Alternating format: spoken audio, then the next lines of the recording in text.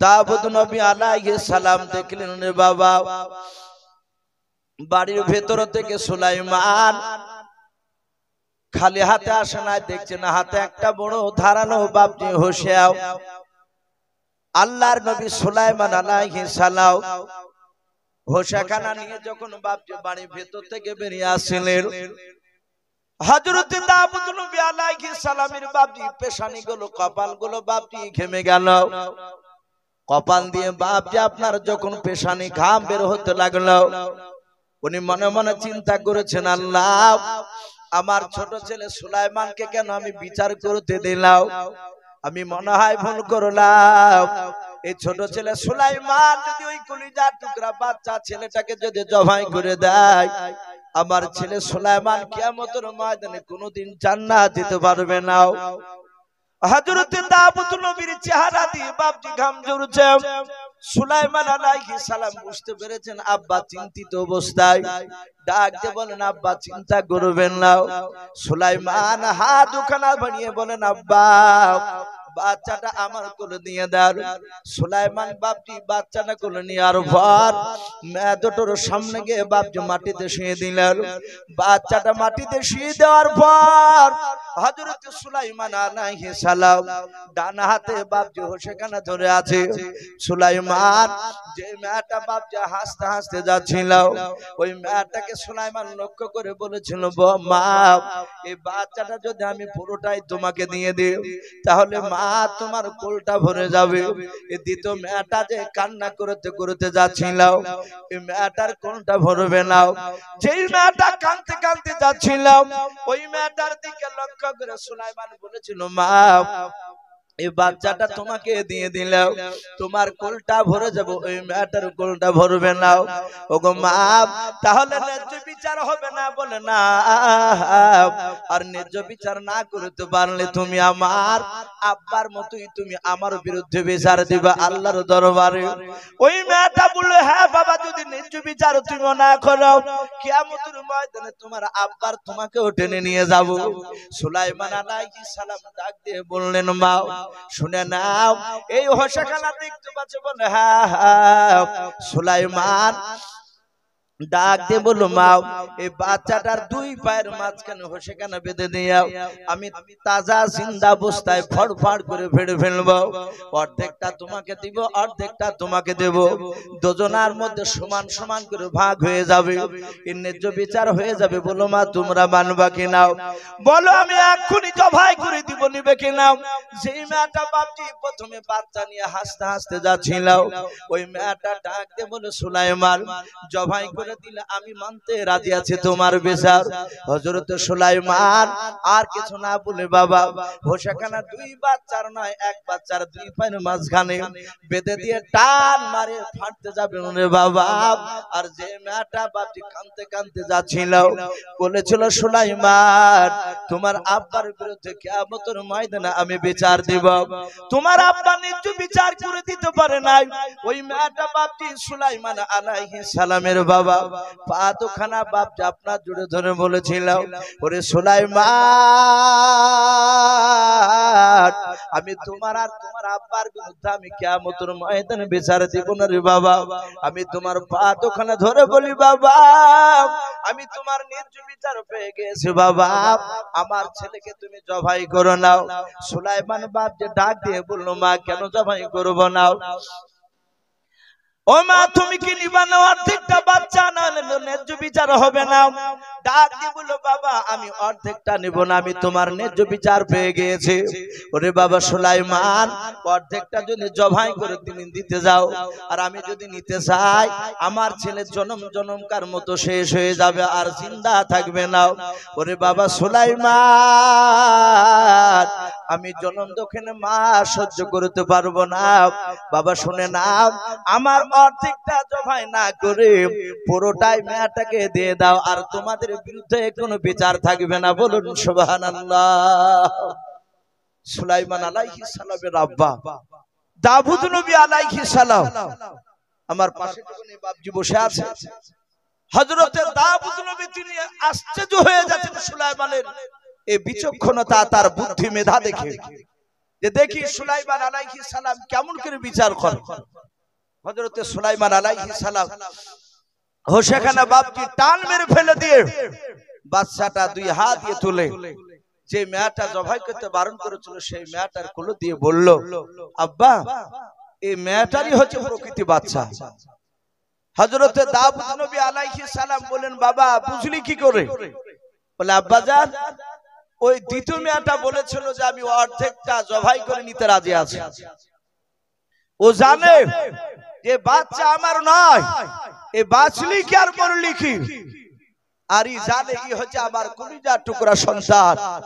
বাপজি আমার সোনা লালেরা, যারা সন্তান জন্ম দিয়েছে বাপজি তারা জানে যে সন্তান কত বড় মহব্বতের জিনিস। আর এই সন্তান বড় হওয়ার পর বাপজি জন্মদাতা আব্বার জন্ম দুঃখিনী মাকে বাপজি চিনতে পারে না, ভারী হয়ে যায়। হযরতে সুলাইমান আলাইহিস সালাম দিয়ে দিলে দাউদ নবী আলাইহিস সালামের হাতে বাপজি একটা আংটি পরা ছিল। আপনারা অনেকে হয়তো বাপজি ইউটিউবে একটা বক্তব্য হয়তো আমার শুনেছে, আমি দাজ্জাল সম্পর্কে বাপজি একটা ঘটনা আলোচনা করেছি বহু জায়গায়। সেখানে বাপজি একটা দাব্বাতুল আরব বলে একটা জানোয়ার মারওয়া পাহাড় থেকে বাপজি কিয়ামতের আগে চৌচির হয়ে যাবে, ফেটে যাবে, ওখান থেকে একটা জানোয়ার বেরিয়ে আসবে।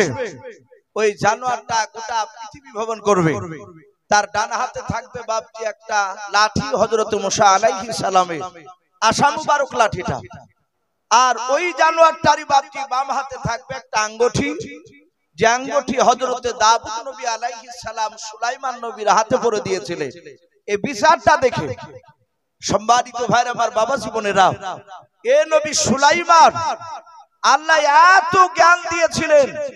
এই সুলাইমান আলাইহিস সালামের ব্যাপারে বলা হয়েছে যে উনি ছোট্টবেলায় ওনার আব্বার দুটো বিচার করা বাপজি বিচারকে উনি পুনরায় ঘুরে দেখে দিয়েছে। আল্লাহ বলছেন, আমি সুলাইমানকে আমি এত বড় বাদশা বানিয়েছিলাম।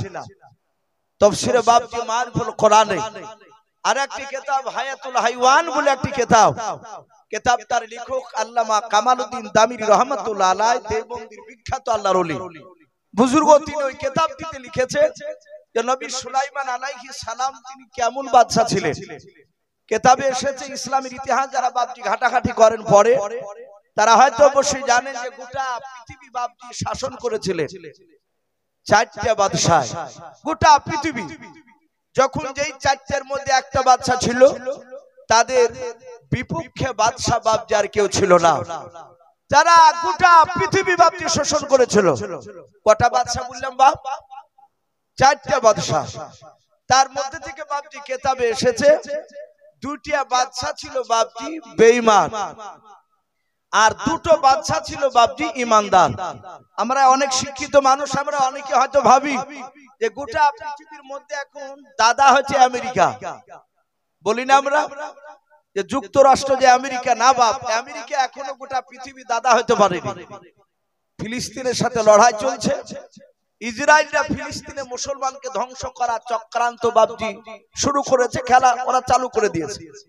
আর ওদেরকে মদত যোগাচ্ছে এই ইসরায়েল ইহুদি কুত্তার বাচ্চাদেরকে আমেরিকা সরকার, আরো অনেক সরকার আছে, কিন্তু এখনো বাপজি আমেরিকার দাদা সারা পৃথিবীর হতে পারেনি।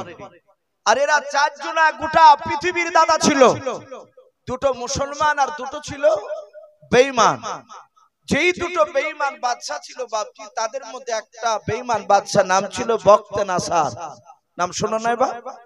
বখতে নাসার।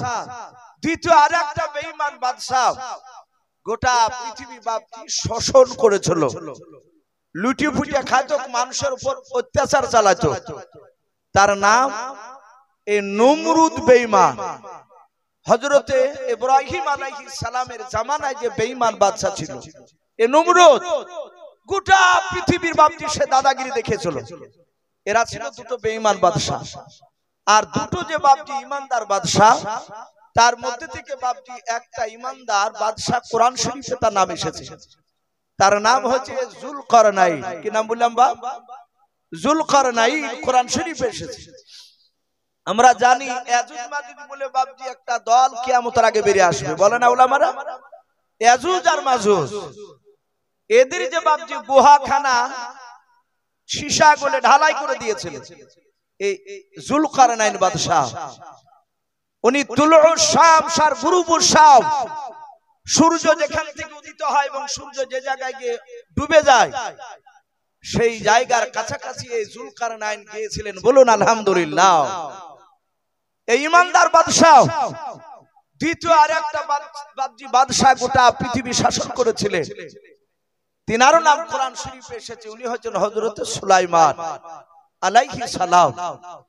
এই সুলাইমান আলাইহিস সালাম তিনি কত বড় বাদশাহ, কত বড় সিংহাসনে বসতেন এটাও কিতাবে লিখেছে। কিতাবে লিখেছে উনি যে স্টেজের উপর বসে থাকতেন সুলাইমান, ওই স্টেজের উপরে বাপজি এইরকম চেয়ার নাই, বড় বড় চেয়ার, 6 লক্ষ চেয়ার আটত। বলুন আলহামদুলিল্লাহ। ক লক্ষ বললাম? 6 লক্ষ চেয়ার। আমার মনে হয় এই সারাংপুরের মাটিতে 6 লক্ষ চেয়ার ধরবে না। তাহলে কত বড় সিংহাসন! এ শুধু কি চেয়ার থাকতো? খালি বলে না, আল্লাহ বলছেন আমি এত বড় বাদশা বানিয়েছিলাম। সুলাইমান আলাইহিস সালামের দরবারে 6 লক্ষ সৈন্য বসে থাকতো। সুলাইমান সিংহাসনে মাঝখানে বসে থাকতেন, আর ওনার ডান দিকে বাপজি চেয়ারে থাকতো 3 লাখ আপনার আমার মতো মানুষ, ইমানদার মানুষ 3 লাখ। সুলাইমান আলাইহিস সালামের বাম সাইডে যে বাপজি আপনার চেয়ার থাকতো 3 লাখ, তাতে থাকতো বাপজি জিন জাতি বলে একটা জাতি পৃথিবীতে আছে। এই জিন জাতির মধ্যে থেকে বাপজি আপনার ইমানদার জিন 3 লাখ 24 ঘন্টা বসে থাকতো। তাহলে টোটাল বাপজি 6 লক্ষ জিন আর মানুষ মিলে। আল্লাহ রাব্বুল আলামিন বলেন আমি সুলাইমানকে আমার বাতাস তাবে করে দিয়েছিলাম। বলুন সুবহানাল্লাহ। লক্ষ লক্ষ বাপজি পাখিরাও আল্লাহ বলছেন সুলাইমান যখন দিনের বেলা বসে থাকতে সূর্যের তাপ লাগতো তার সৈন্যদেরকে। অত বড় সিংহাসনের উপরে তো ছাদ ছিল না, আপনার পলিথিন টাইপের কোনো ক্যাপাসিটিও ছিল না, তাহলে রোদ্দুর লাগবে। আল্লাহ বলছেন সারা দিন পাখিরা তার সিংহাসনকে ঘেরাও করে উপরে সেখানে উড়তো ডানা মিলে, যেন সূর্যের তাপ যেন তার সৈন্যদেরকে না লাগে। জোরে বলুন সুবহানাল্লাহ। এ কত বড় বাদশা সুলাইমান! আল্লাহ রাব্বুল আলামিন বলে এই সুলাইমান আলাইহিস সালামকে কত বড় বাদশা বানিয়েছিলেন সূরাতুন নামাল আল্লাহ বলেছেন। এই সুলাইমান সিংহাসনে চেপে বাপজি আপনার 6 লক্ষ সৈন্য নিয়ে বাপজি তিনি আকাশ পথে ভ্রমণ করতেন, ঘুরে বেড়াতেন। একবার জোরে বলবেন না সুবহানাল্লাহ। উনি আকাশ পথে ঘুরতেন। উনি জমিন থেকে উপরে কতটা দূর দিয়ে যেতেন তাও কিতাবে লিখেছে। প্রায় 1350 কিলোমিটার উপর দিয়ে সুলাইমান যাতায়াত করতেন। বলুন আলহামদুলিল্লাহ। কত কিলোমিটার বললাম? 1350 কিলোমিটার। এখান থেকে কলকাতা বাপজি খুব জোর বেশি হলে মনে হয় 230 এরকম হবে নাকি, 250 হবে না। তাহলে 1350 কিলোমিটার কতটা দূর? অতটা উপর দিয়ে সুলাইমান সিংহাসন নিয়ে উড়ে যেতে। আল্লাহ বলছেন আমি তার ব্রেন, তার এই কান, শ্রবণ শক্তি আর চোখের পাওয়ার এত বাড়ি দিয়েছিলাম, ওই 1350 কিলোমিটার উপর থেকে সুলাইমান জমিনে তাকালে জমিনের পিঁপড়া চলাফেরা করত, তাও দেখতে পেতেন। বলুন আলহামদুলিল্লাহ। এ নবী সুলাইমান আলাইহিস সালাম উনি ভ্রমণ করতে যাবে, ঘুরতে যাবে। আর ঘোরা এটা হচ্ছে বাপজি নবীদের সুন্নাত। দেশ থেকে বাপজি বাইরে না গেলে আপনি বুঝতে পারবেন না যে আল্লাহর কুদরত, আল্লাহ কত বড়, হুয়া আলা কুল্লি শাইইন কাদির, তিনি কত বড় সর্বশক্তিমান। এ নবী সুলাইমান আলাইহিস সালাম সিংহাসন নিয়ে বাপজি উড়ে যাবেন। কি বলেছেন সেটা আল্লাহ কোরআনে লিখেছেন। ওয়া হুশিরা লিসুলাইমানা জুনুদুহু মিনাল জিন্নি ওয়াল ইনসি ওয়াত তাইরি ফাহুম ইউজাউন। নবী সুলাইমান আলাইহিস সালাম জিন আর মানুষ আর পাখিদের দিকে বাপজন লক্ষ্য করে ডাক দিয়ে বলেছিলেন, ওরা জিন মানুষ আর পাখিরা শুনে নাও, আমি সুলাইমান সিংহাসন খানা নিয়ে আমি একটু ঘুরতে যাব, বলো তোমরা ঘুরতে যাবে কি নাও? হযরতে সুলাইমান আলাইহিস সালামের কথা শোনার পর জিন আর মানুষ বাপ যার পাখিরা তাদের আপন আপন ভাষায় সুলাইমান আলাইহিস সালামকে ডাক দিয়ে বলেছিলেন, ওগো নবী সুলাইমান, আপনি যেই দিকে নিয়ে যাবেন আপনাকে আমরা নবী বলে মানি, আপনি যেই দিকে নিয়ে যাবেন সেই দিকে আমরা যাব। আল্লাহর নবী সুলাইমান আলাইহিস সালাম সিংহাসন নিয়ে বাপজি উড়ে যাবে। বাতাসকে ইশারা করে বললেন, বাতাস আমার সিংহাসন খানা আকাশ পথে তুমি উড়ে নিয়ে চলাও। আল্লাহর নবী হুকুম করা সাথে বাবা ওই 6 লক্ষ বাপজি সিংহাসন 6 চেয়ার নিয়ে বাপজি সৈন্য নিয়ে সিংহাসন খানা নিয়ে বাপজি আকাশ পথে বাপজি উড়তে শুরু করে দিলেন। আল্লাহর নবী সুলাইমান আলাইহিস সালাম অনেক দূর বাপজি আপনার চলে গেলেন। সুলাইমান অনেক দূর বাপজি চলে যাওয়ার পর যে ময়দানে বাপজি নামবেন কিতাবে লিখেছে বাবা হযরত সুলাইমান দূর থেকে বাপজি ময়দানটার দিকে তাকালেন। যে ময়দানে সুলাইমান বাপজি নামবেন কোরআন শরীফ আল্লাহ বলেছে হাত্তা ইযা আতা আলা ওয়াদিন নামাল।